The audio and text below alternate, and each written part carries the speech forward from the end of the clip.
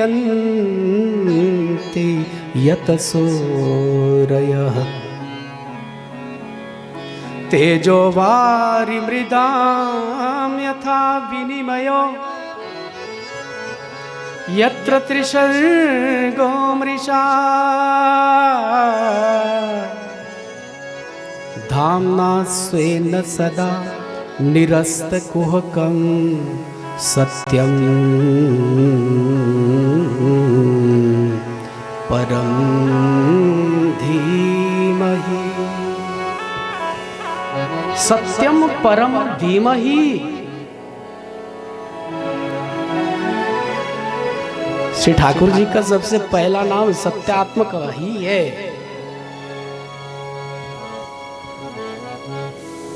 जब तक देवकी के यहां प्रकट नहीं हुए देवकी नंदन कैसे होंगे?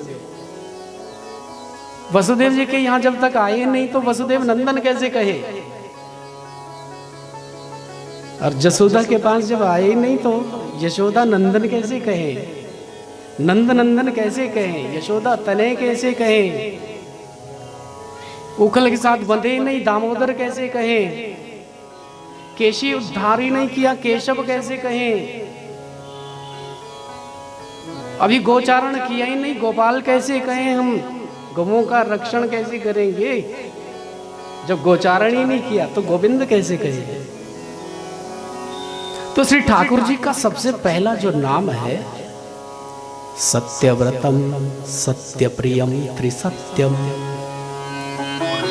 सत्यस्य योनिं निहितं च सत्ये सत्यस्य सत्यमृत सत्यनेत्रं सत्यात्मकं त्वां शरणं प्रपन्ना। देवलोक देवता कह रहे सत्यात्मकम, आप सत्यात्मकम है, सत्यात्मक।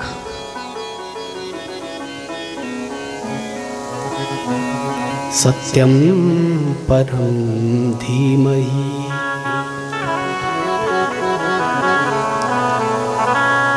शक्तिम पराम धीमहि नहीं।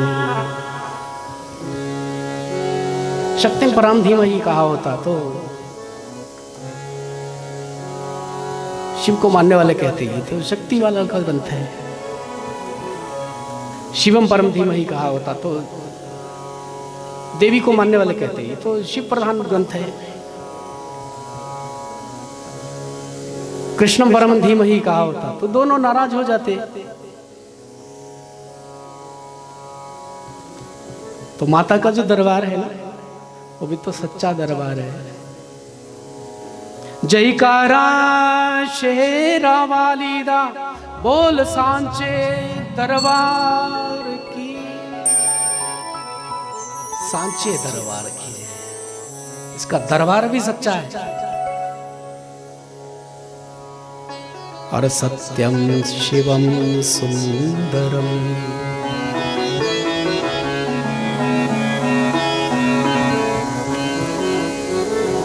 सत्यम शिवम सुंदरम सत्यम परम धीमहि। वास्तव में है तो कृष्णम परम धीमहि, क्योंकि सत्यात्मक तो वही है, लेकिन कह दिया सत्यम परम धीमहि। ये व्यास जी का मंगलाचरण है। मैं इसकी व्याख्या करने लग जाऊं तो मेरा इतना साहस नहीं है, इतनी क्षमता नहीं है कि 7 दिन की कथा में मैं भागवत के प्रथम मंत्र की व्याख्या को पूर्ण कर पाऊं।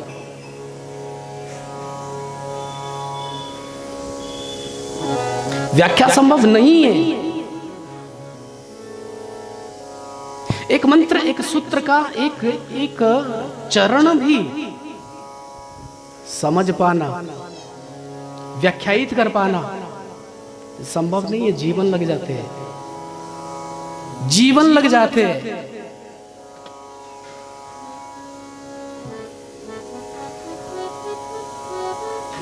आइए दूसरे मंत्र का हम गान करें। धर्म प्रोजित कैतवोत्र परमा निर्मत्सराणाम सता वेद्यं वास्तवमत्र वस्तु शिवदं तापत्रयो नमूलनम्।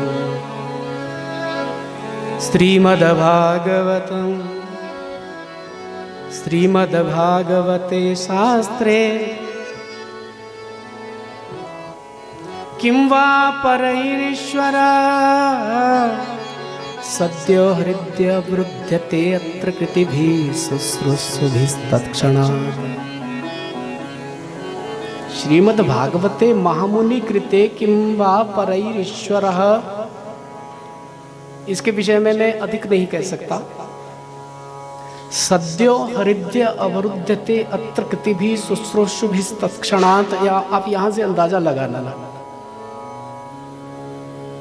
कि भागवत की सामर्थ्य क्या है,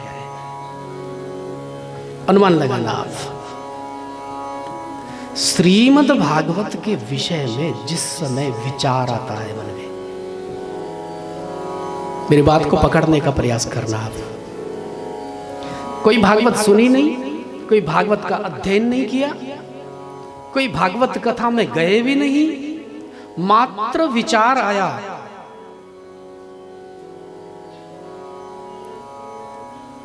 कि हम भागवत सुनते तो कितना अच्छा होता।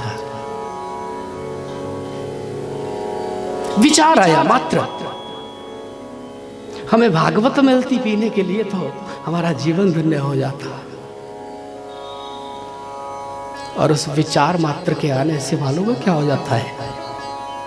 सद्यो हृदय अवरुद्धते अतिकृते भी, उसी समय तत्क्षणात्, कोई देर नहीं लगाते, उसी क्षण हमारे हृदय में श्री ठाकुर जी का ठाकुरानी के सहित अवरोध होता है।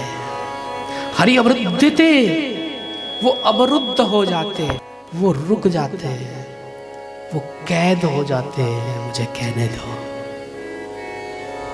हमारे हृदय में वो कैद हो जाते हैं, रुक जाते हैं, चाह करके भी वो वापस बाहर नहीं निकल पाते हैं। उनको किसी ने रोक दिया, और उनको रोकने वाला और कोई नहीं था, उनको रोकने वाला वो विचार था। उस कथा के विचार ने श्री ठाकुर जी को रोक दिया। ऐसी है भागवत की कथा, ऐसी है ये भागवत।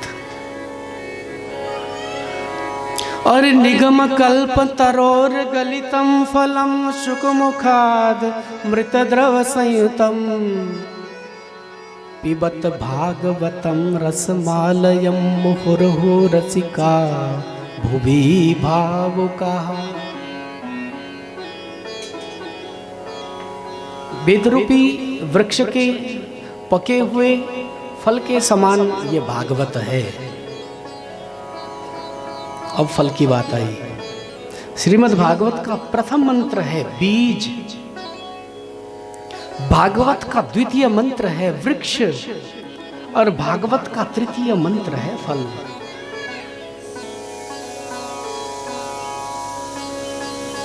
बीज को खा डालोगे तो खत्म हो जाएगा,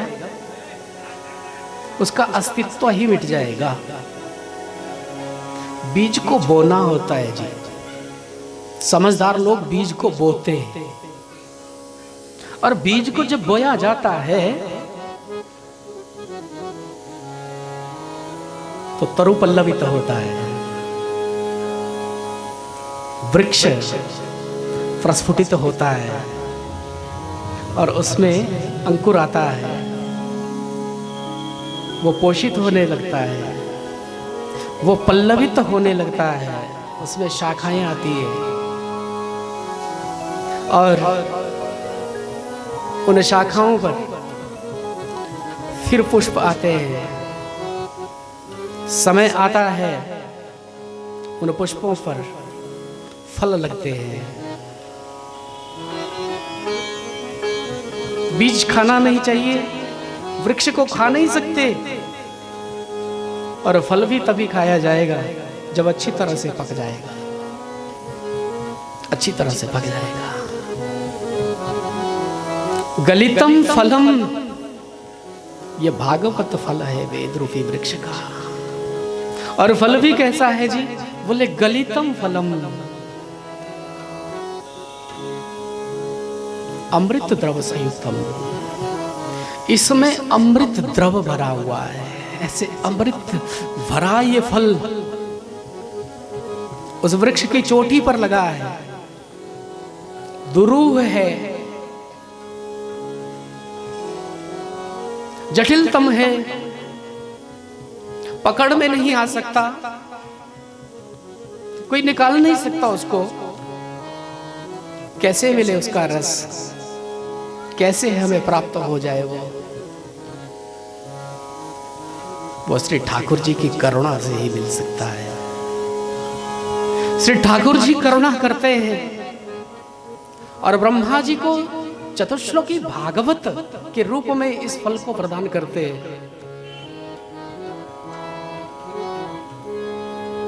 नारायण की शाखा से जो फल निकला है वो व्यास जी की शाखा पे पहुंचा है।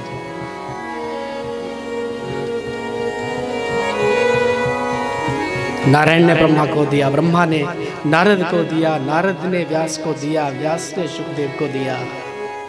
और शुकमुखाद अमृत द्रव संयुतम,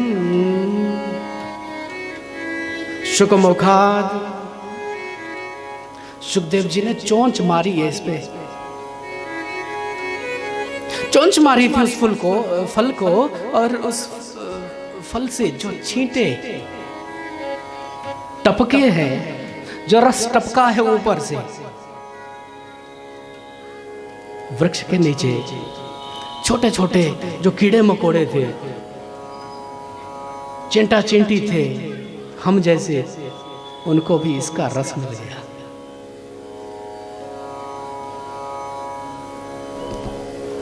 क्या करें? पिबत भागवतम रसमालयम मुहुर्हु रसिका भुवि भावुका।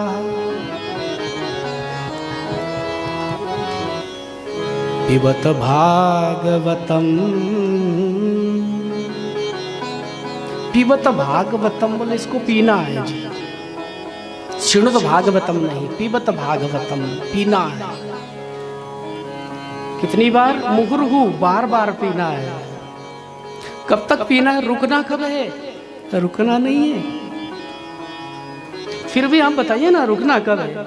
कब तक पीना है? रसमालयम मुहुर्हु पिबत भागवतम। रसमालयम, अकारो वासुदेवो, आकारो राधिका। अकार है वासुदेव और आकार है राधिका। आलयम, जब तक जीवन में राधा भाव की प्राप्ति न हो जाए तब तक इसको पीते जाना है। राधा भाव जब तक हमारे जीवन में न आए तब तक इस भागवत रूपी फल को पीते जाना, पीते जाना, पीते जाना। रसिका भुवि भावु कहा, दो लोगों को विशेष रूप से कहा कि तुम जरूर पीना, दूसरे पिए न पिए कोई बात नहीं, लेकिन तुम जरूर पीना। रसिका भुवि भावु कहा, रसिकों तुम इसको जरूर पीना, भावुकों तुम इसको जरूर पीना, क्योंकि ये तुम्हारे पीने की चीज है, ये तुम्हारे पीने की चीज है, इसमें तुम्हें ही रस मिल सकता है, इस रस को तुम पहचान सकते हो, इस रस के तुम आस्वादक हो। रसास्वाद कुशल जो व्यक्ति होता है रस की निष्पत्ति जो हो रही है, उस रस का आस्वादन करने का वही अधिकारी होता है जो रसास्वाद कुशल होता है।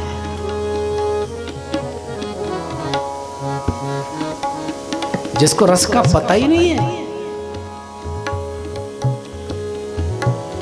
वो क्या रस का आस्वादन करे, वो क्या रस की अनुभूति करे। रसानुभूति करने वाले भी विरल ही होते हैं, विरले ही होते हैं। समहात्मा स दुर्लभ। ठाकुर जी कहते हैं अर्जुन, वो महात्मा दुर्लभ है,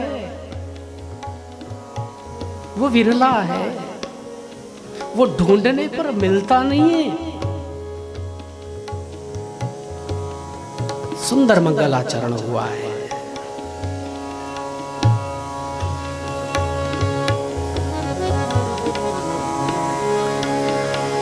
नैमिषे अनिमिषे क्षेत्रे ऋषय श्रानकादय सत्रम स्वर्गाय लोकाय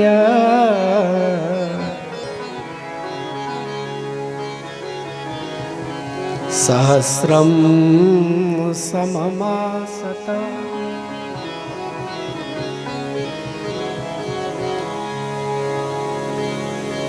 नैमिषे अनिमिषे क्षेत्रे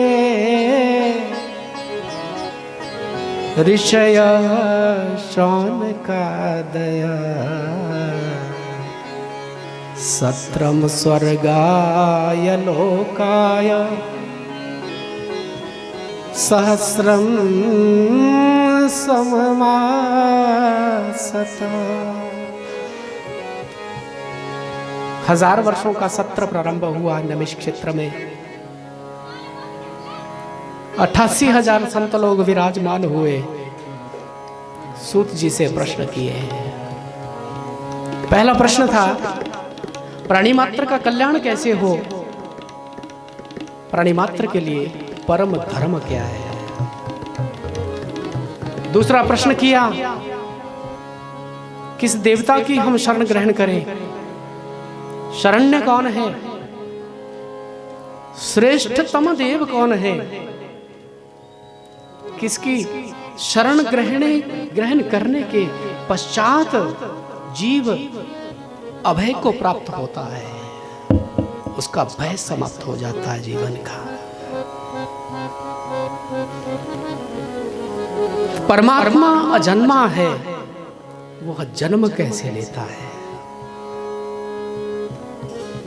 निर्गुण निर्विकार निर्विकल्प निर्विशेष निरालिप्त जो परमात्मा है, निरासक्त जो परमात्मा है, वो सगुण साकार कैसे बनता है? कितने अवतार हुए?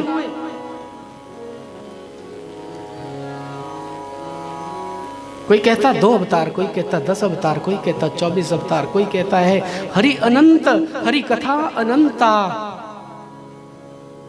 अनंत भगवान की अनंत लीलाएं हैं, अनंत अवतार वो धारण कर सकते हैं।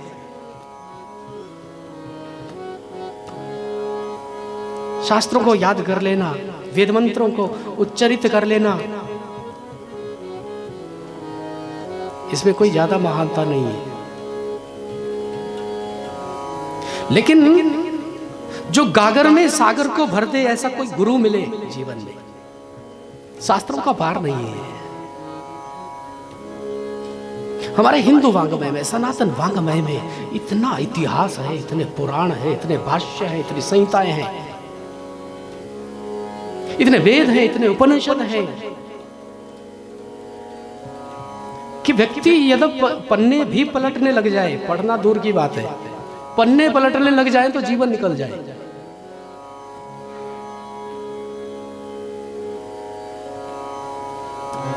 शास्त्रों का पार नहीं है। लेकिन सार क्या है? सार क्या है? सूतम सूतो ख्याही कथा सार मम कर्ण रसायनम, शनकादिक कह रहे हैं। कथा सार कहने वाला गुरु मिले। सार तत्व क्या है? अंतिम प्रश्न, छठा प्रश्न किया था ते भगवान श्री कृष्ण जब प्रभास क्षेत्र से लीला संवरण करके इस धराधाम को छोड़ करके चले गए थे, तो उस समय धर्म अकेला पड़ गया होगा। बिना भगवान के धर्म का कोई एग्जिस्टेंस नहीं है, अस्तित्व नहीं है। बिना भगवान के धर्म नहीं रह सकता। तो परमात्मा के चले जाने के बाद धर्मः कम शरणम गतः, धर्म किसकी शरण में जाता है? ये 6 प्रश्न ऋषियों ने किए और सूत जी महाराज इनके उत्तर दे रहे हैं। उत्तर देने से पहले मंगलाचरण के 2 श्लोक आए।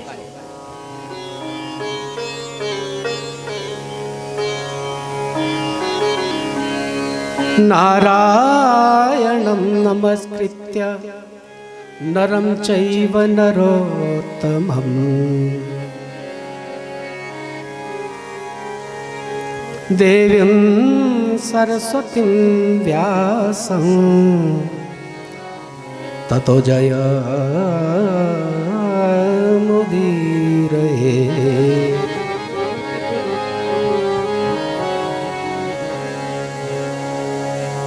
यं प्रव्रजन्तमनुपे तमपेतकृत्यं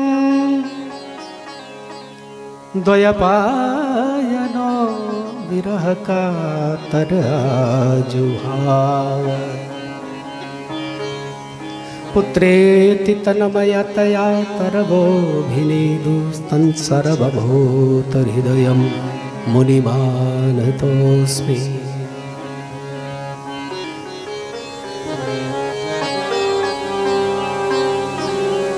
दो श्लोकों में मंगलाचरण। नारायण को प्रणाम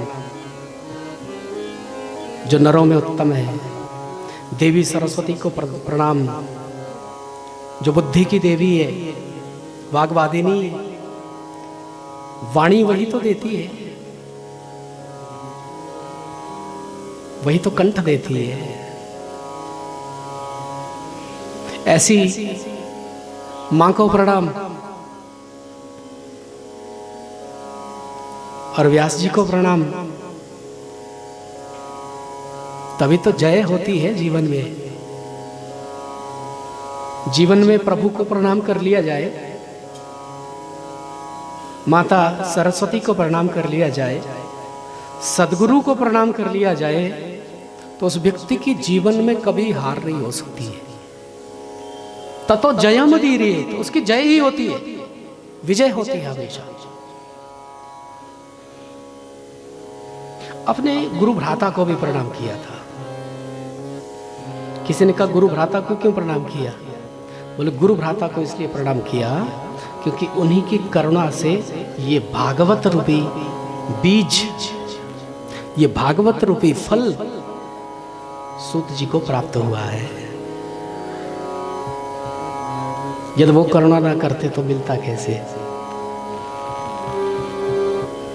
तोते के रूप में जो सुखदेव रहते गोलोक धाम में, और किशोरी जी को कोई संदेश भी भेजना होता है अपने प्यारे के लिए, सुखदेव जी को भेजती है। बहुत स्नेह करती है, बहुत दुलार करती है। ये ममतामयी है, करुणामयी है, ममता लुटा देती है।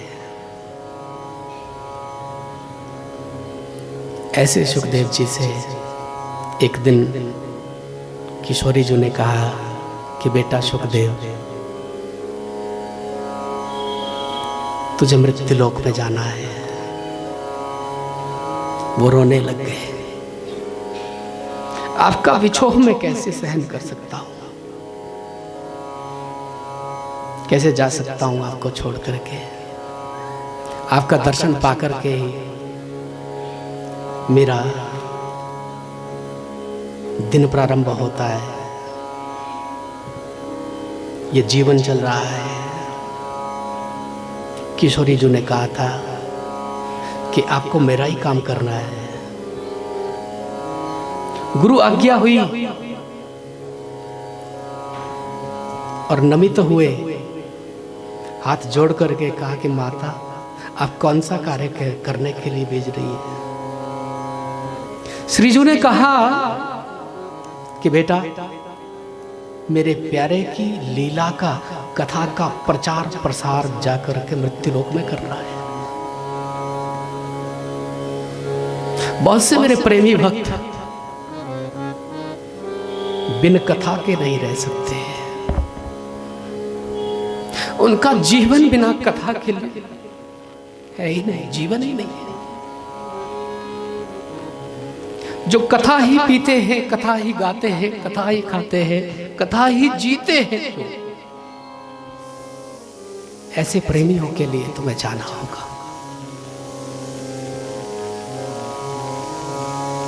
वही सुखदेव जी आते हैं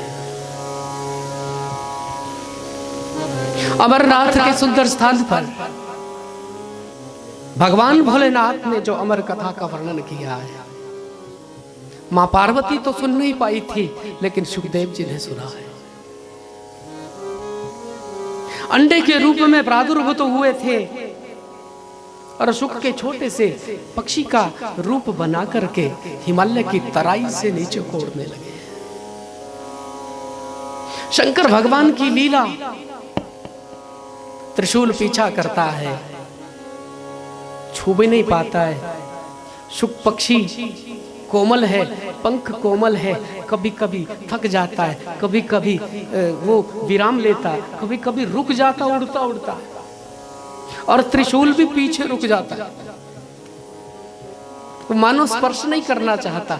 जितनी देर तक सुखदेव जी आराम लेते, त्रिशूल पीछे रुक जाता है। सुखदेव जी फिर चलते, त्रिशूल चल पड़ता। वही सुखदेव जी उड़ते उड़ते आए थे और सरस्वती के किनारे शम्याप्रास नामक स्थान पर व्यास जी का जहाँ पे आश्रम है, वहाँ व्यास पत्नी बैठी थी और प्रभु से विनय कर रही है। वृद्धावस्था आ रही है, लेकिन बेटा तो आया ही नहीं। अभी मुंह खोला था मैया ने, जब भाई आ गई, सुखदेव जी ने सूक्ष्म रूप धारण किया, माँ के उदर में प्रविष्ट हो गए।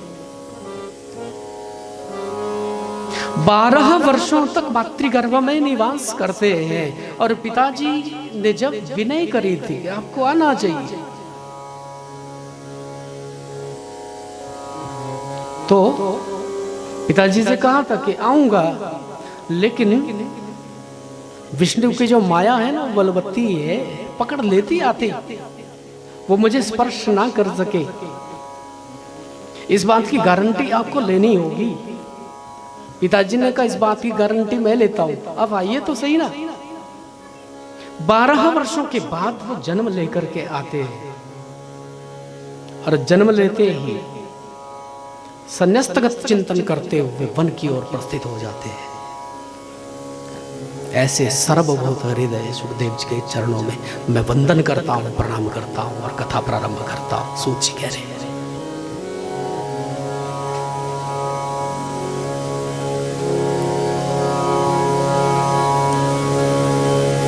प्रश्न पूछे ऋषियों ने। सूत जी कहते, ऋषियों तुम्हारे पूछे गए ये जो 6 प्रश्न हैं, इनका उत्तर तो श्रीमद् भागवत है। इनका उत्तर श्रीमद् भागवत है,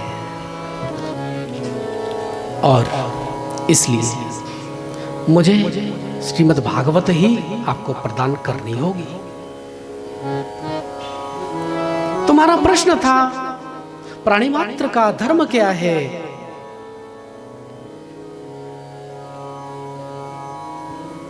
तो सबसे पहला धर्म जो व्यक्ति का है, और ध्यान से सुनना आप, वो धर्म है श्री ठाकुर जी के चरणों में हमारा प्रेम हो जाए। श्री ठाकुर जी के चरणों में क्या होना चाहिए जी? प्रेम होना चाहिए। लेकिन वो प्रेम कैसा हो? बोले वो निष्काम प्रेम होना चाहिए, unconditional love, eternal love, unconditional, निष्काम प्रेम होता ही निष्काम है। जिसमें कोई मांग हो जाए वो प्रेम होता ही नहीं है, वो व्यापार है, वो लेन देन है। स्वार्थवश जो आकर्षण हो जाए उसको प्रेम कहना अपराध है। जय श्री कृष्ण बोलो, अपराध है।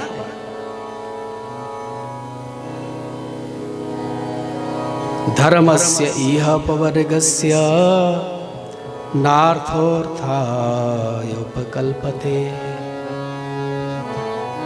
नार्थस्य धर्मैकान्तस्य कामो लाभाय हि स्मृतः।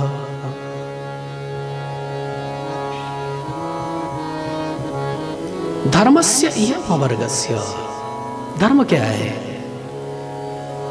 अपवर्ग के विषय में चिंतन कर लेना धर्म है।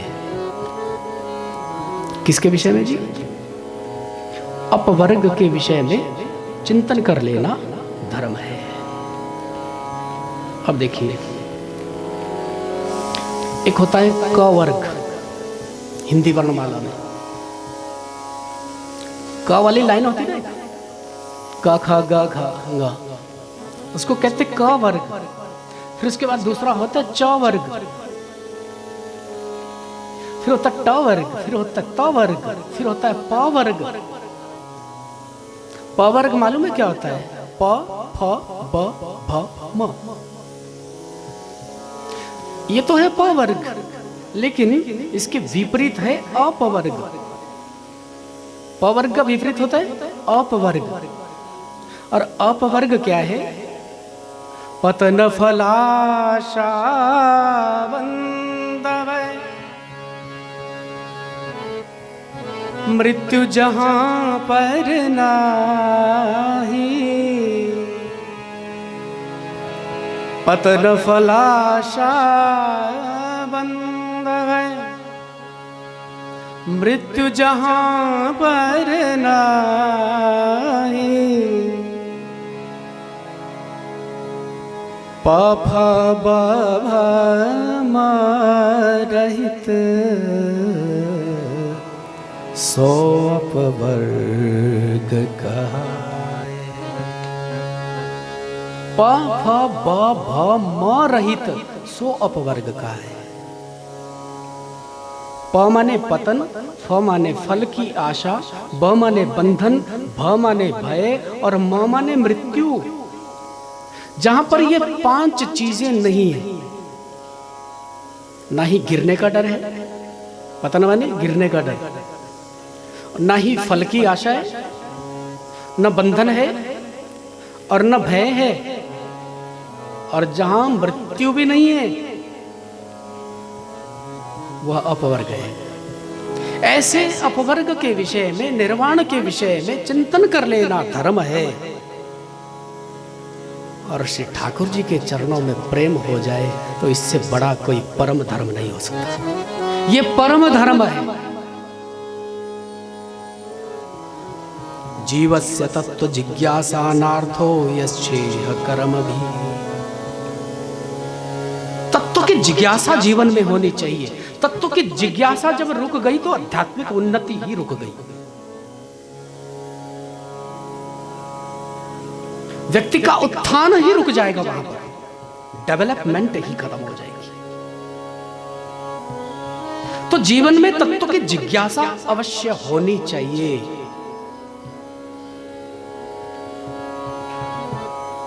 तत्व की जिज्ञासा होनी चाहिए। तत्व की जिज्ञासा होगी तो समझने की आवश्यकता नहीं पड़ेगी, सब समझ में आ जाएगा। तत्व का चश्मा लगा करके अगर देखो तो प्रत्येक विग्रह में मेरा मुरली वाला ही दिखेगा, सब और वही दिखेगा, सब और वही दिखेगा, उसके अतिरिक्त तो कुछ दिखेगा ही नहीं। और सब घट मेरा साइया खाली घट ना कोए, बलिहारी वा घटन की जा घट पर घट होए। सब में वही बैठा हुआ है, लेकिन मैं बलिहारी उसकी जाऊं जिसमें वो प्रकट होता है, जिसमें प्रकट होता है।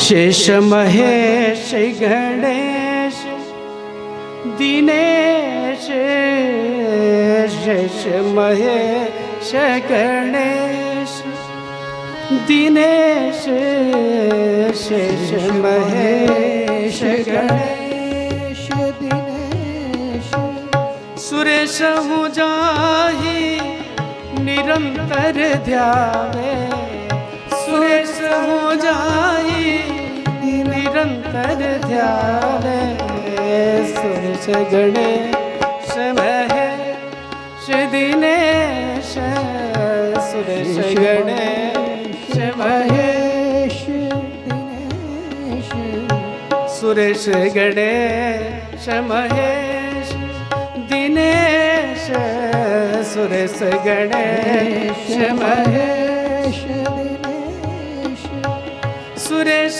हो जाहि निरंतर ध्यावे, सुरेश हो जाहि निरंतर ध्यावे, ताहि अहीर की छोहरिया, ताहि अहीर की छोहरिया, छछिया भरी छाछ पे नाच नचाए, छछिया भरी छाछ नाच नचावे, छछिया भरी छाछ, छछिया भरी छाछ, छछिया भरी छाछ।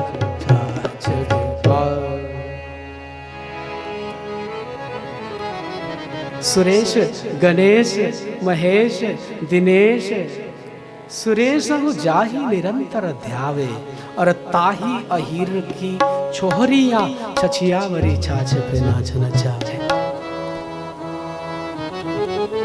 प्रेम जब अनंत हो गया तो रोम रोम संत हो गया, बिनु प्रेम रीझे नहीं नटवर नंद किशोर। वो तो प्रेम देखता है केवल कि हृदय में प्रेम कितना है। तो सब में बैठा मुरली वाला वो सब में दिखता है, रस तो अपना अपना है, स्वाद तो अपना अपना है, लेकिन सबको किया गया प्रणाम तो श्री ठाकुर जी को ही होता है। सर्वदेव नमस्कारान केशवम प्रतिगच्छति, सबको किया गया प्रणाम श्री ठाकुर जी के चरणों में ही पहुंचता है। जिस प्रकार समस्त नदियां बहती हुई सागर में विलीन हो जाती है, इसी प्रकार सब देवताओं की गई पूजा भी श्री कृष्ण की ही पूजा हो जाती है। सब देवताओं की गई पूजा भी श्री कृष्ण की पूजा हो जाती है। एक साधे सब सधे, सब साधे सब जाए। लेकिन ये तो ठीक है कि हम किसी का भी पूजन करें, किसी का भी चिंतन करें, किसी की भी शरण ग्रहण करें, लेकिन एक बात का ध्यान रखना, श्री ठाकुर जी ने जो कहा है, अनन्याश्चिन्तयन्तो मां ये जना पर्युपासते तेषां नित्याभियुक्तानां योगक्षेमं वहाम्यहम्। श्री ठाकुर जी की प्रतिज्ञा उन्होंने स्वयं कहा है। जो किसी दूसरे ने कहा हो उस बात पर विश्वास करो न करो कोई बात नहीं, लेकिन जो स्वयं श्री ठाकुर जी ने कहा उस पर तो विश्वास करना ही चाहिए जी। स्वयं परमात्मा कह रहे, स्वयं भगवान कह रहे, बोले जो अनन्य भाव से मेरा चिंतन करता है, अनन्य भाव से। अब अनन्य क्या होता है समझ लेना आप थोड़ी सी बात। न अन्य उसको कहते अनन्य। इसका मतलब ये बिल्कुल मत लगा लेना कि पंडित जी ने मना किया है अब हम किसी दूसरे को प्रणाम करेंगे नहीं। सबको प्रणाम करो, सबका रिस्पेक्ट करो, सबका आदर करो, सबको यथोचित सत्कार दे दो, लेकिन प्रेम करना मेरे राधा माधव से, प्रेम करना मेरे ठाकुर जी से। एक कन्या जब ससुराल में जाती है तो सास ससुर का भी आदर करती है, जेठ जेठानी की बात मानती है, देवर जी को दुलार करती है, स्नेह करती है, लेकिन जो पतिदेव का स्थान है वो कोई दूसरा थोड़ी ले सकता है। जो प्रियतम का जो स्थान है वो कोई दूसरा नहीं ले सकता है। ये ठाकुर सबका प्रियतम है, ये परम प्रियतम है, ये परम प्रियतम है। और इस परम प्रियतम को मत भूलना। कैसे मिलेगा जी?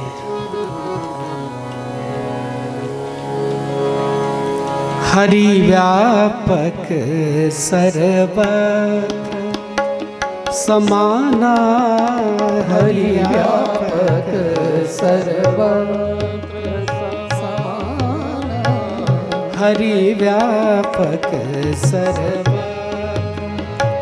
समाना, हरि व्यापक सर्वत्र समाना, हरि व्यापक सर्वत्र समाना, हरि व्यापक सर्वत्र समाना। प्रेम ते प्रगट होई में जाना, प्रेम ते प्रगट होई में जाना, प्रेम ते प्रगट होई में जाना, प्रेम ते प्रगट होई में जाना, हरि व्यापक सर्वत्र समाना, हरि व्यापक सर्वत्र समाना, हरि व्यापक सर्वत्र, हरि व्यापक हरि व्यापक सर्वत्र है, समान रूप से है, लेकिन प्रेम से प्रकट होता है। और बड़े भाग मानुष तन पावा, सुर दुर्लभ सदग्रंथ निगावा, साधन धाम मोक्ष कर द्वारा, पाई ना जेहि परलोक सम्हारा। ये मोक्ष का द्वार हमें मिला है, और जिसने इसको संभाला नहीं, इसका सदुपयोग नहीं किया, उससे बड़ा अभागा कौन होगा। करुणा जब करता है ठाकुर, निज इच्छा निर्मित तनु, माया गुण गोपार, अपनी इच्छा से वो अवतार धारण करता है। परमात्मा का पहला अवतार है सनक सनंदन सनातन सनत कुमार का। मेरे प्रभु का दूसरा अवतार है वराह का अवतार। तीसरा अवतार ठाकुर जी का है संत नारद का अवतार। चौथा अवतार प्रभु का होता है नर नारायण के रूप में। पंचम अवतार प्रभु का बड़ा सुंदर अवतार है, ये कपिल देव जी का अवतार है। भगवान छठे अवतार में दत्तात्रेय के रूप में प्रकट होकर के आते हैं। सप्तम अवतार मेरे प्रभु का है यज्ञ अवतार। आठवां अवतार है ऋषभ देव जी का अवतार। नवम अवतार है पृथु का अवतार। दसम अवतार है मत्स्य अवतार। 11वां कच्छप अवतार है। 12वां धन्वंतरी अवतार है। 13वां मोहिनी अवतार है। 14वां नरसिंह अवतार है। 15वां वामन अवतार है। 16वां परशुराम अवतार है। 17वां श्री वेद व्यास जी का अवतार है और 18वां मर्यादा पुरुषोत्तम श्री राम का अवतार है। 19वें अवतार में ठाकुर जी बलराम बन करके आते और 20वां अवतार है श्री कृष्ण अवतार। 21वां अवतार हरि अवतार होता है, 22वां हंस अवतार होता है, 23वां बुद्ध अवतार होता है और 24वां श्री ठाकुर जी का कल्कि अवतार है।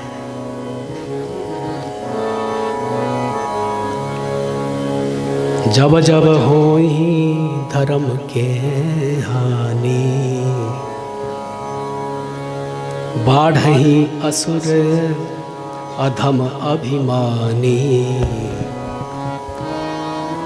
तब तब धरी प्रभु विविध शरीरा, हरहु कृपा निधि सज्जन पीरा, सज्जन पीरा। यदा यदा हि धर्मस्य ग्लानिर्भवति भारत, अभ्युत्थानम् अधर्मस्य तदात्मानं सृजाम्यहम्, परित्राणाय साधूनां विनाशाय च दुष्कृतां, धर्म संस्थापनार्थाय संभवामि युगे युगे। परित्राणाय साधूनां, साधुओं का परित्राण करने के लिए हर युग में अवतार लेता हूँ, हर युग में अवतार लेता हूँ, ये उसकी प्रतिज्ञा है। कुछ अवतार अंश अवतार है, कुछ अंशांश अवतार है, कुछ कला अवतार है, कुछ पूर्ण अवतार है और परिपूर्णतम अवतार यदि कोई है तो ये ते चांस कला पुंसः कृष्णस्तु भगवान स्वयं। परिपूर्ण अवतार यदि कोई है तो श्री कृष्ण अवतार है। बोलिए श्री कृष्ण कन्हैया लाल की, श्री वृंदावन बिहारी लाल की जय।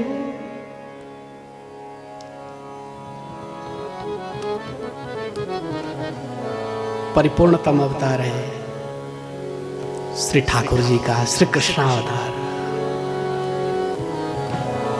ऋषियों ने प्रश्न भी किया था, गुरु जी आपने कहा कि एक कलावतार भी होता है प्रभु का, वो कलावतार क्या होता है जी, हम जानना चाहते हैं। सूत जी कहते हैं कि ऋषियों, भगवान जब किसी संत के रूप में अवतरित होकर के आता है और धर्मावलंबियों को, अपने अनुयायियों को, अपने प्यारों को जीवन जीने का एक संबल प्रदान करता है, एक मार्ग देता है, उसको प्रभु का अवतार कहा जाता है। और इस प्रकार का जो ठाकुर जी का अवतार होता है उसको कला अवतार कहते हैं। जैसे वेद व्यास जी का अवतार है, ये कला अवतार है।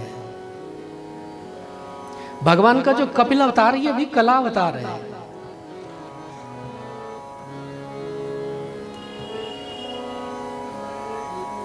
ऋषियों ने प्रश्न किया, महाराज जी भगवान वेद व्यास जी का अवतार कैसे होता है, ये किसके पुत्र हैं,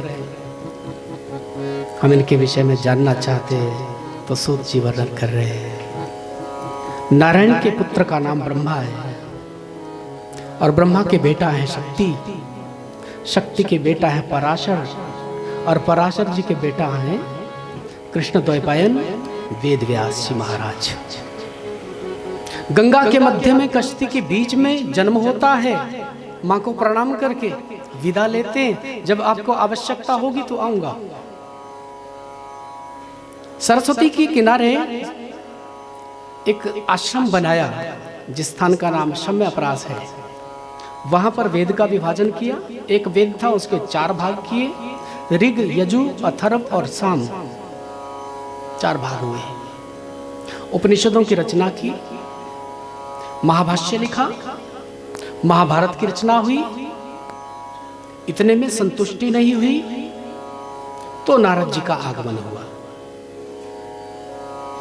नारद जी ने पूर्व जन्म का चरित्र कहा, व्यास जी को राह मिली, मार्ग मिला। वही चतुश्लोकी भागवत जो नारायण ने ब्रह्मा जी को दी थी, ब्रह्मा जी ने नारद जी को दी, वही नारद जी ने व्यास जी को प्रदान की। उन्हीं 4 श्लोकों का विस्तार किया, 18,000 मंत्रों का बृहदाकार ग्रंथ बन करके तैयार हुआ, जिसको हम कहते हैं श्रीमद् भागवत। बोलिए भागवत भगवान की जय। एक बात का ध्यान रखना, जीवन में हम कितना भी उत्थान कर ले, कितना भी विकास कर ले, कितनी भी तरक्की कर ले, दुनिया की नजरों में वो तरक्की हो सकती है, लेकिन वो कितनी तरक्की है उसको हम जानते हैं। केवल 2 आदमी जानते हैं। मेरे विषय में या तो मैं जानता हूं या तो मेरा ठाकुर जानता है।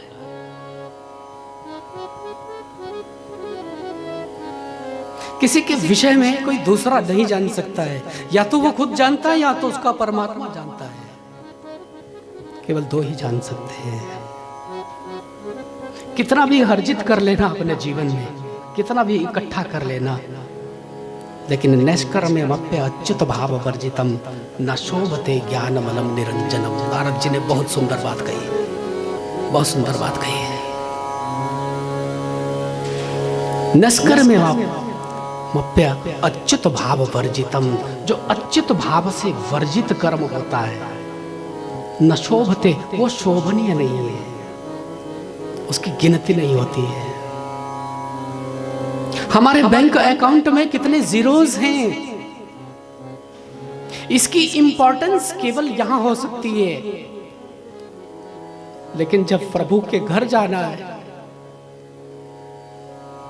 तो वहां पर उन जीरोज की कोई वैल्यू नहीं है।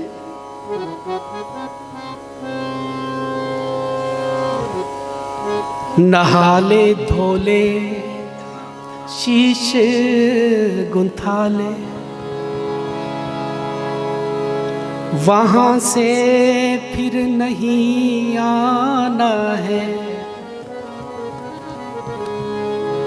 कर ले श्रृंगार चतुर अलवेली,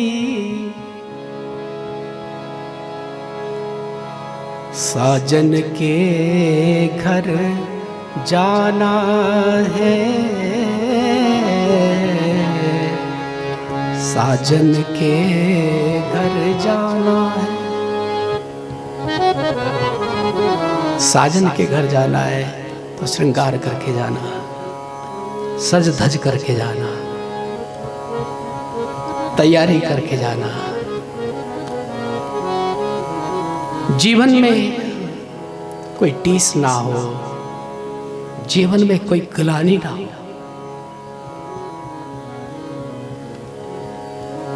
जीवन में एक आनंद हो, जीवन में एक स्फूर्ति हो, जीवन में एक तड़प हो। प्रियतम से मिलना है, प्रियतम से मिलना है।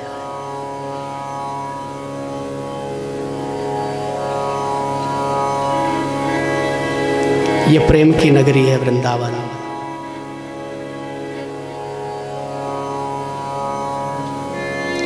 डगर है कठिन रे,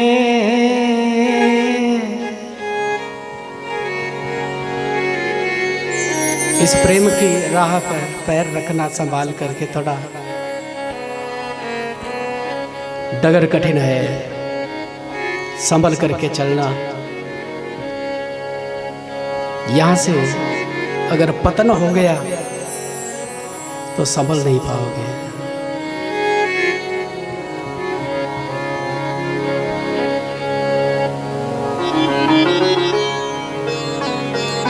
प्रेम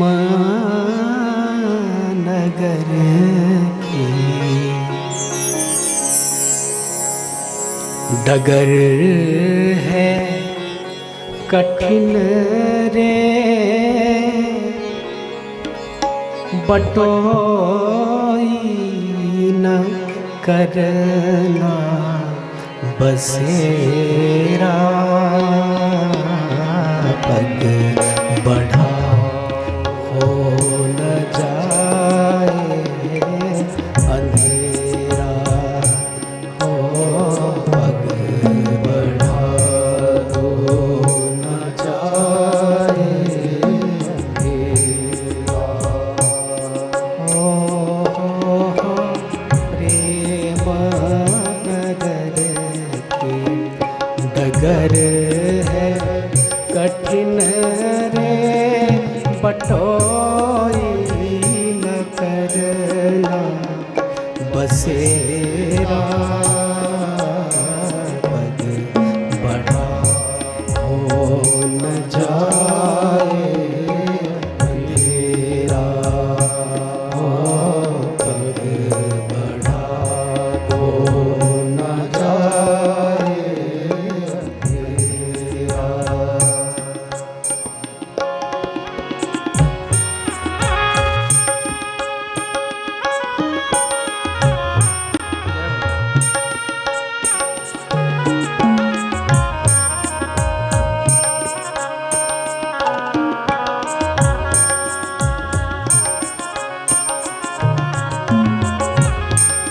अपने मन के रतन को संभाल करके रखना, कोई लुटेरा लूट करके न ले जाए।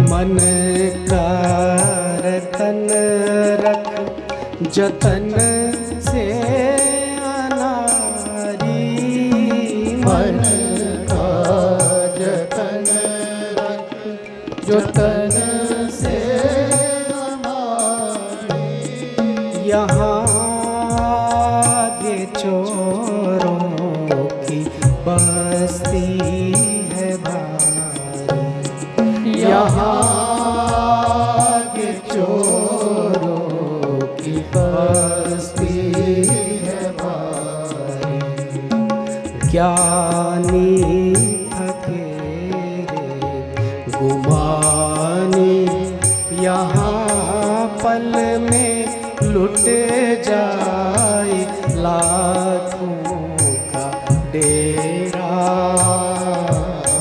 पग बढ़ा हो न जाए अंधेरा, पग बढ़ा दो न जाए अंधेरा।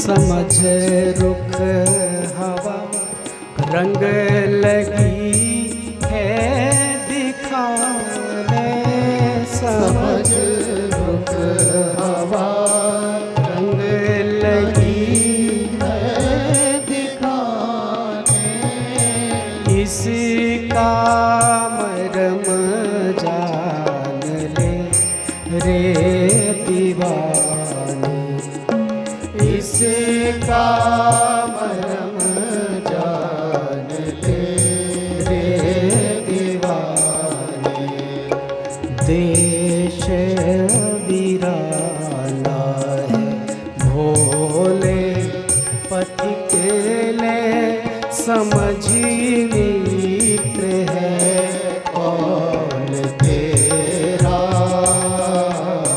पग बढ़ा दो न जाए अंधेरा, पग बढ़ा दो न जाए अंधेरा।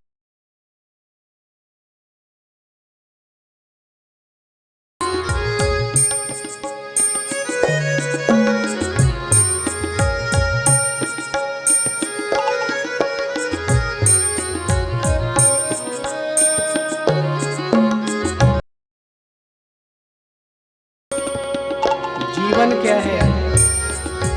ये टूटी हुई नाव के अलावा और कुछ नहीं है, और सावधानी पूर्वक रखना इस अपनी नाव को।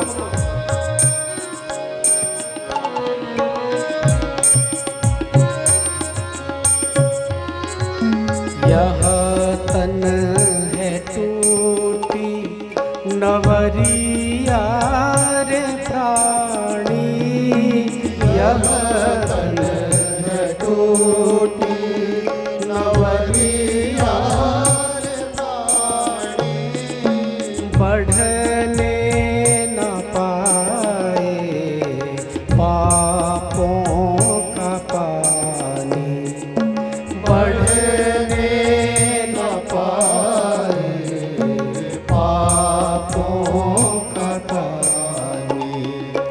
नादान के बट संभल के चलो मीत, माया भंवर ने है घेरा, पग बढ़ा हो न जाए अंधेरा, हो पग बढ़ा हो न जाए अंधेरा।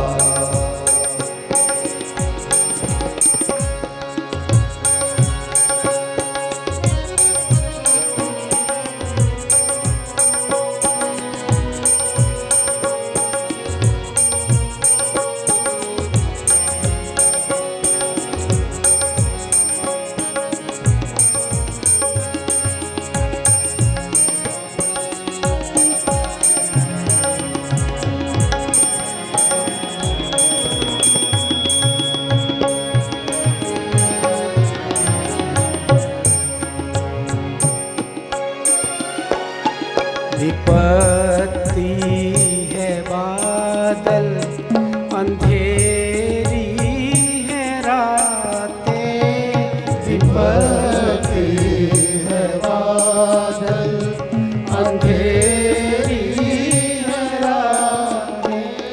भजन सार सब झूठी दुनिया की बातें, भजन सार सब झूठी दुनिया की बातें।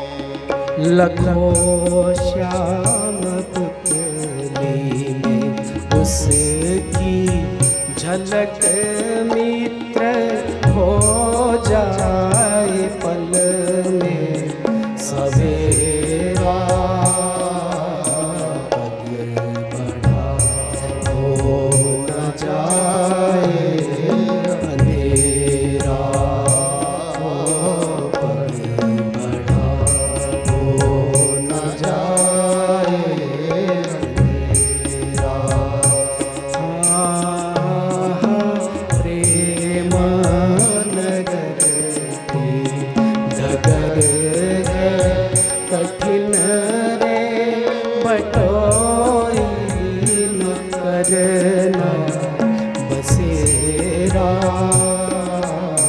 पग बढ़ा हो न जाए अंधेरा, हो पग बढ़ा हो न जाए अंधेरा, हो पग बढ़ा हो न जाए अंधेरा।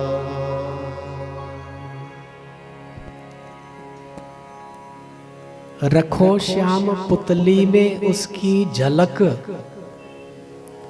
तो मित्र हो जाए पल में सवेरा। उसकी झलक पुतली में रखो।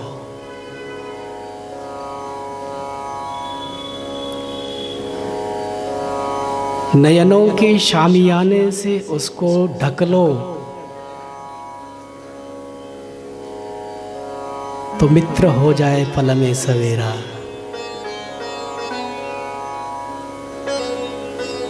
नैष्कर्म्यमप्य अच्युत भाव वर्जितम न शोभते ज्ञानमलम निरंजनम। जीवन में जो कार्य अच्युत भाव से वर्जित है वह शोभनीय नहीं है। जीवन के प्रत्येक कार्य को परमात्मा से जोड़ो, वह कार्य ही शुद्ध हो जाए, पवित्र हो जाए। प्रत्येक कार्य को परमात्मा के साथ में जोड़ना है। नारद जी ने सुंदर उपदेश किया और व्यास जी ने प्रेम नगर में प्रवेश किया। अभी तक जो रचा था वो केवल ज्ञान प्रधान था, अब प्रेम प्रधान श्रीमद् भागवत की रचना हुई है। ये प्रेम प्रधान है।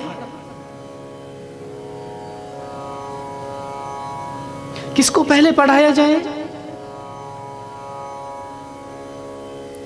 ये भी ठाकुर जी व्यवस्था करते हैं। बेटा जो चला गया था वन में, उसको खींच करके लाया श्रीमद् भागवत के 2 मंत्रों ने। सुमन तो पहल जैमिनी कर्तून ने जाकर के जब मिट्टी बन चुके सुखदेव के सामने भागवत के 2 मंत्रों का उच्चारण किया था, तो सुखदेव जी से रहा नहीं गया और खींचे चले आए वो। इसको कहते हैं सुखदेव जी का चित्ताकर्षण। वेदांत सीखने के लिए विदेहराज के पास भेजा, पढ़ करके आए तो भागवत प्रदान किए। वही संपूर्ण भागवत अपने हृदय में लेकर के सुखदेव जी घूमते हैं, भ्रमण करते हैं। और जब मृत्युलोक के राजा को शाप लगा, 7वें दिन तक्षक के काटने से मृत्यु होगी, तो यही सुखदेव जी उस समय गंगा के किनारे आए और परीक्षित को ऐसी कथा सुनाई कि परीक्षित का तो मोक्ष हो गया, लेकिन कथा आज भी चल रही है, आज भी चल रही है।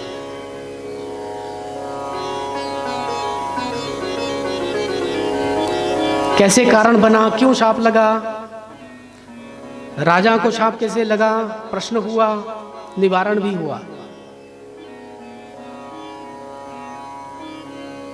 महाभारत की कथा आई।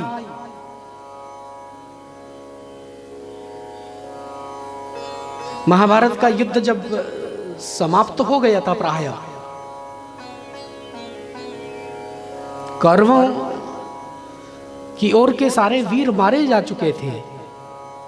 दुर्योधन की जंघा का भेदन कर दिया है महाबली भीमसेन ने। वह लेटा है कुरुक्षेत्र के मैदान में दिसंबर की ठंडी रात्रि में, और उसको मृत समझ करके एक गिद्ध उस पर आक्रमण करता है, झपट पड़ता है, तलवार से उसको भगाता है। अभी नहीं मरा हूं, अभी प्रतीक्षा करो। दिसंबर की ठंडी रात्रि, साएं साएं करती हुई हवाएं चल रही है, सियारों की भयंकर आवाजें आ रही है,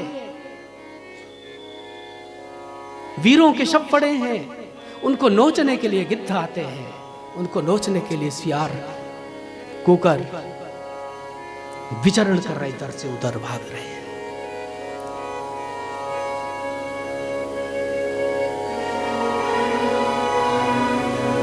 यदा मृधे कौरवं सृञ्जयाना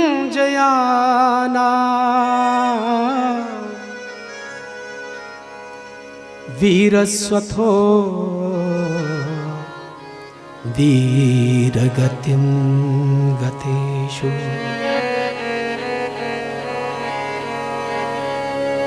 ब्रिकोदरा विद्धगदाभिमर्श भगनोरुदण्डे धृतराष्ट्रपुत्रे। उरुदंड का भेदन कर दिया है ब्रिकोदर ने। दर्द से कराहता हुआ दुर्योधन अपनी अंतिम सांसें गिन रहा है।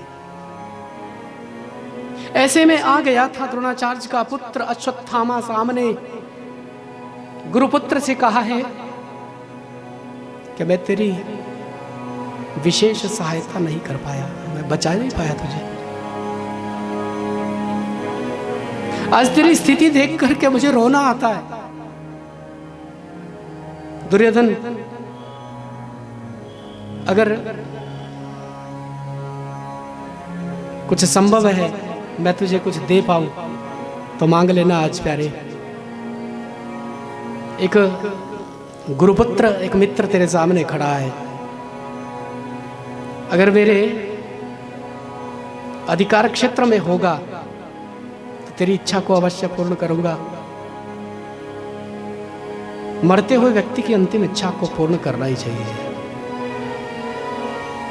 दुर्योधन ने कहा था कि भैया अब तो केवल एक ही इच्छा है जीवन की कि जिन पांडवों के कारण मेरे सब भ्राता नष्ट हो गए, राज्य हाथ से छूट गया, 18 दिन के युद्ध में उन पांडवों का बाल भी बांका नहीं कर सके हम।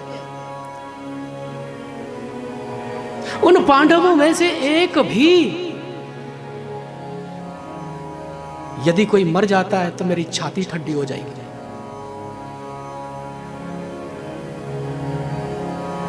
तुम जाकर के किसी एक पांडव को मार करके लाना, और जैसे तू समाचार लेकर के आएगा अश्वत्थामा, मैं चैन से मरूंगा। अरे वाह रे मूर्ख, मूढ़ व्यक्ति। श्री ठाकुर जी ने जब स्वयं प्रस्ताव रखा था देने का, उस समय भी तूने लिया नहीं, मांगा नहीं। आज मृत्यु शैया पर लेटा हुआ है, शरण ग्रहण कर लेता श्री ठाकुर जी की, द्वारिकाधीश की। वो करुणानिधान है, परम करुणानिधान है, दीनबंधु है, दीनानाथ है। तुझे क्षमा कर देते, तेरे सब पापों को मिटा देते, इतनी सामर्थ्य रखते ठाकुर। लेकिन मरते मरते भी विचार करता कि पांडव नष्ट हो जाए। रात्रि के समय में वो अश्वत्थामा चला था, विचार किया पांडवों को मारूं कैसे। जिस वृक्ष के नीचे खड़ा था उसी वृक्ष पर एक घोंसला बना था, छोटे छोटे पक्षियों के बच्चे शयन कर रहे, रात्रि के समय सो रहे। उड़ता उड़ता एक हिंसक पक्षी आया है और घोंसलों में सो रहे छोटे छोटे बच्चों को मार करके चला जाए।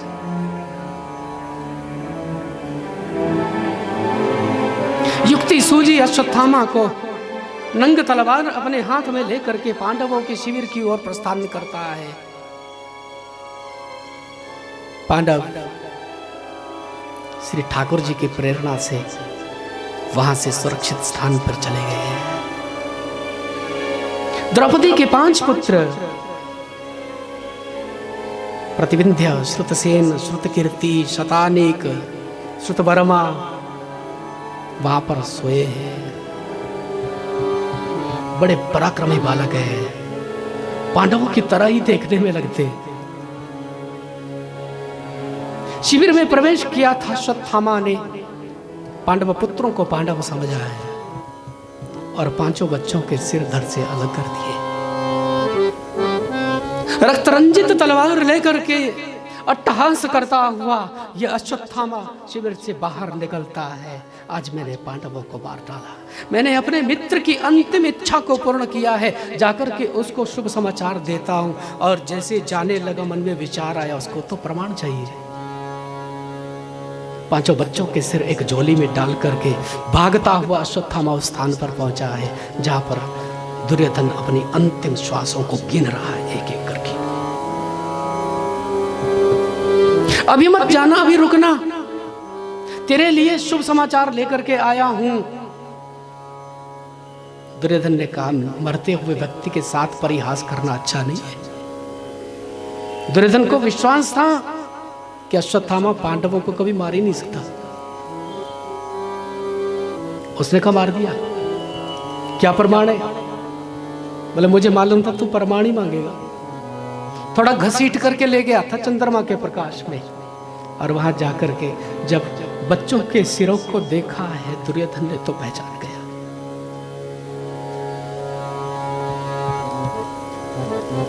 इस दृश्य को देख करके कहते हैं कि दुर्योधन के नेत्रों से अश्रु प्रवाहित होने लगे।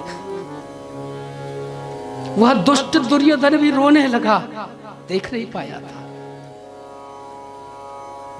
बहुत रुदन किया, रोते रोते आज दुर्योधन ने कह दिया था कि अश्वत्थामा तूने अच्छा नहीं किया, पांडवों के भ्रम में तूने पांडवों के पुत्रों को मार दिया। अश्वत्थामा ये अच्छा नहीं किया। पांडव केवल पांडवों के पुत्र नहीं थे, वो हमारे भी तो पुत्र थे।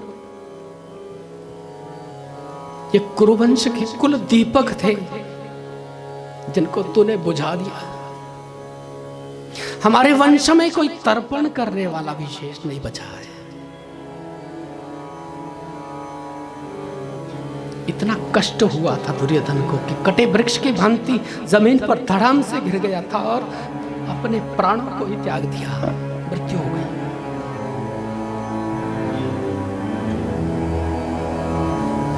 अश्वत्थामा शिविर की ओर जाता है, नींद नहीं आती है।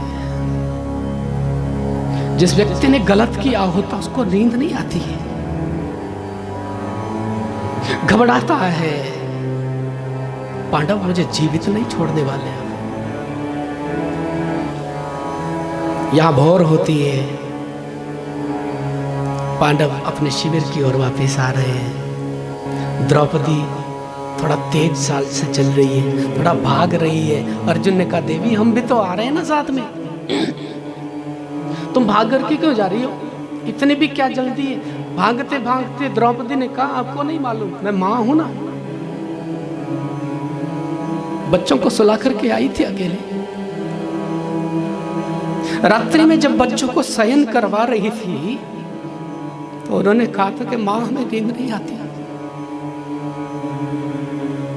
18 दिन का भीषण संग्राम हुआ है, भयानक युद्ध हुआ। लाखों विधवाओं की चित्कार, लाखों बच्चों के चित्कार हमारे कर्णपटुओं में जाती है, हमारे हृदय को विदीर्ण कर देती है। रुदन करते क्रंदन करते माता, हमें 18 दिनों से नींद नहीं आई है। आज लोरी सुना करके तू सुलाना। द्रौपदी कहती अर्जुन मैंने लोरी सुना करके बच्चों को सुलाया, और सोते सोते बच्चों ने कह दिया था कि मां तू ही हमें जगाना सबसे पहले सुबह। द्रौपदी ने कहा ऐसा क्यों? तो बच्चों ने कहा कि तेरा मुख देखेंगे ना तो हमारा दिन बहुत अच्छा बीतेगा, तू ही जगाना सबसे पहले, तेरे जगाने से पहले कोई और ना जगाए हमें। इसलिए द्रौपदी भाग रही है। वो माता शिविर में प्रवेश करती है इस आशा के साथ कि बच्चों को जगाओगी, और शत विक्षत अपने बच्चों के शवों को देखा है।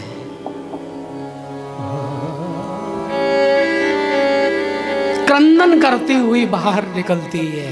कौन वर्णन कर सकता है? किसकी सामर्थ्य है? किसके पास शब्द है? किसकी ताकत है? एक माता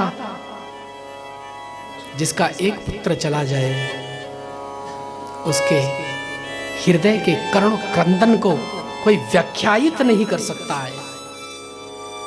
और जिस मां के 5 सोए निरपराध बच्चों को मार करके कोई चला जाए जिनका कोई कसूर भी नहीं है,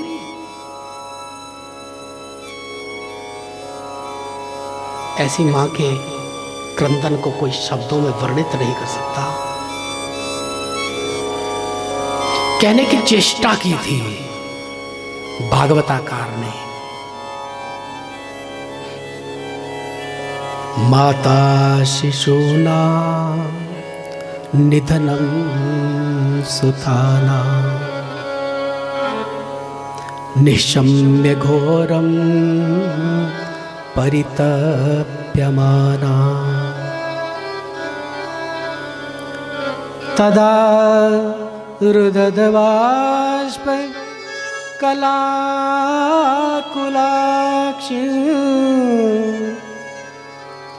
तां सांत्वयन्नाह किरीटमाली।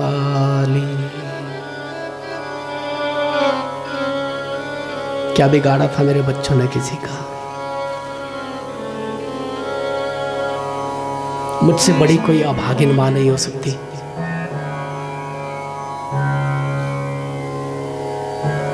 आज अपने मृत पुत्रों के मुख का दर्शन करने का सौभाग्य भी मुझे नहीं मिला। मुख का दर्शन करने का मौका नहीं है। कैसी परिस्थिति बन गई है। तासाम तो यन्ना किरीट माली, भागवताकार कहते हैं कि किरीट माली उसको सांत्वना देने का प्रयास कर रहे हैं। स्वयं द्वारिकाधीश सिर पे हाथ फेरते, लेकिन यहां सांत्वना का कोई काम नहीं है। द्रौपदी क्रंदन कर रही है, उसके क्रंदन को सुन करके